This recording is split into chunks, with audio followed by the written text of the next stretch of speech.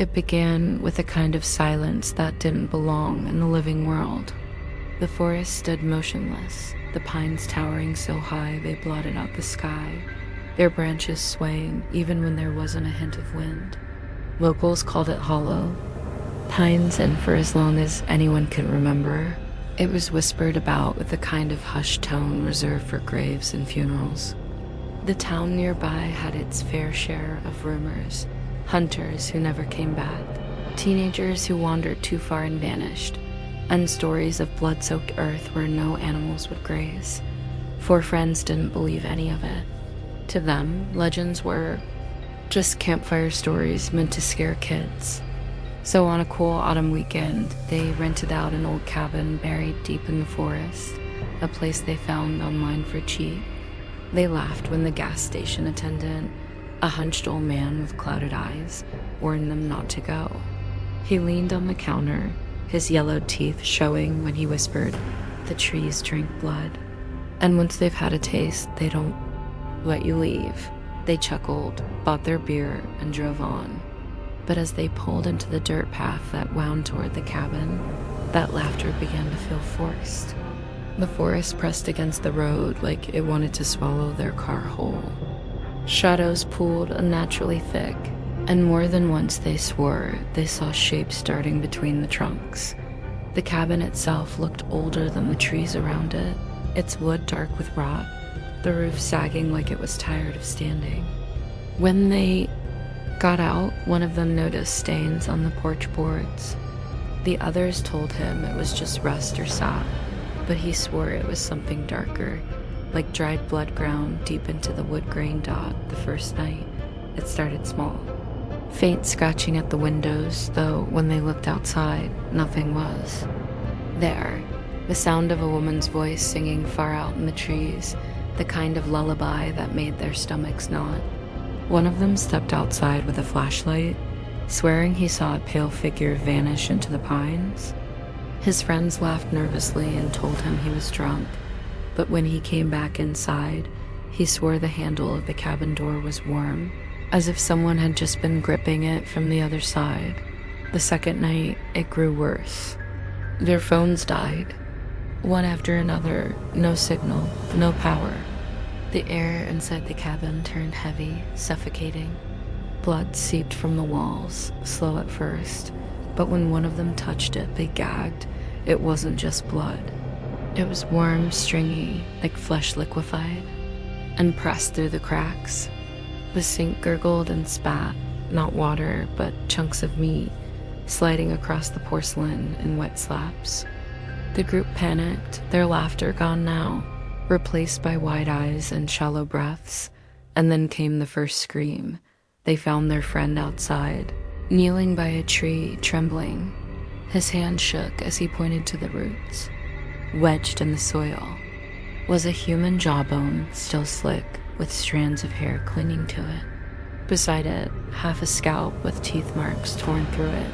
He vomited, and when the others tried to pull him away, they noticed the bark of the tree above was shredded with fingernail gouges, like someone had clawed at it desperately before being dragged beneath. That night, they didn't sleep. They sat huddled, jumpy at every creak, every groan of the woods. And when the scratching at the windows returned, it didn't stop.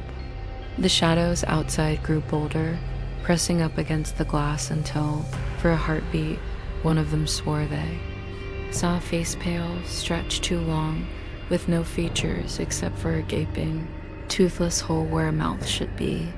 Then, with a sound like tearing fabric, the window cracked. Something slid inside. It stood taller than any man.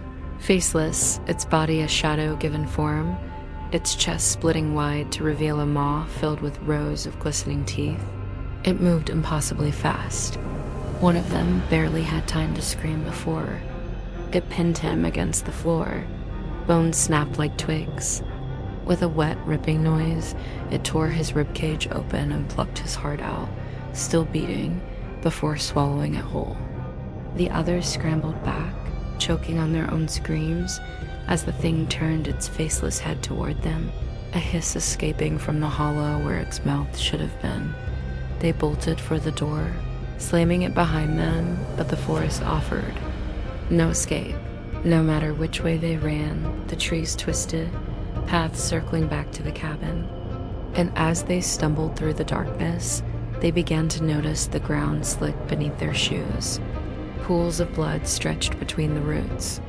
Broken, teeth crunched underfoot, and everywhere, the bodies' shredded torsos half buried in leaves, headless corpses dangling from branches, skeletons picked clean but still twitching as if trying to crawl. One of the girls tripped, her ankle caught in the roots.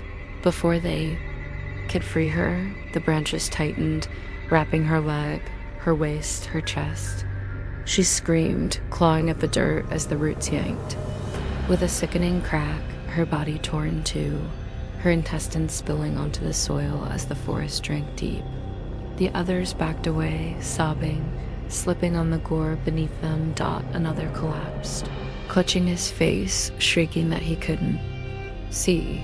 Blood poured from his sockets, his eyeballs gone, stolen by the shadows that darted between the trees. He writhed on the ground until the entity emerged behind him, lifting him like a puppet before driving him headfirst into a jagged branch. The body twitched once and went still, the blood painting the bark.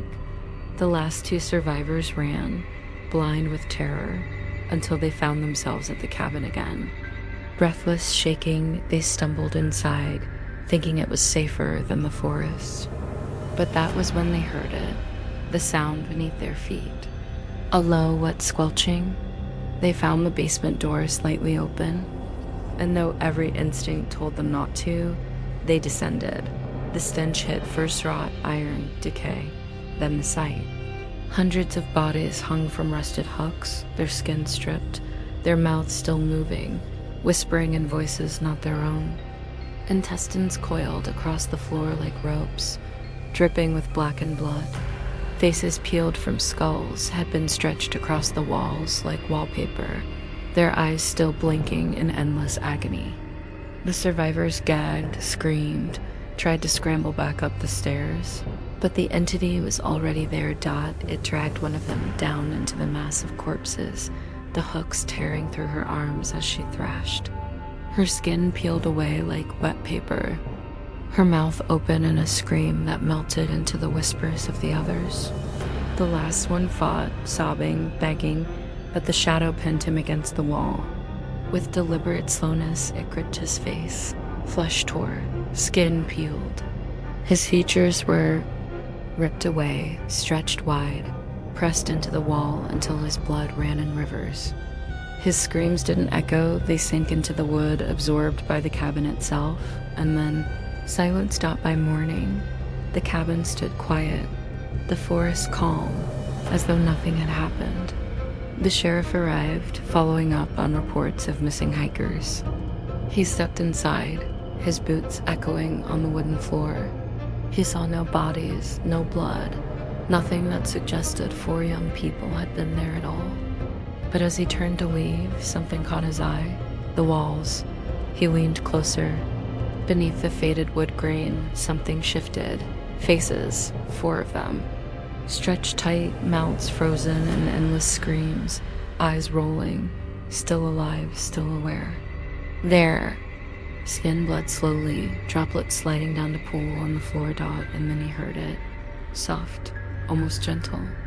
A whisper curling around his ears like a snake.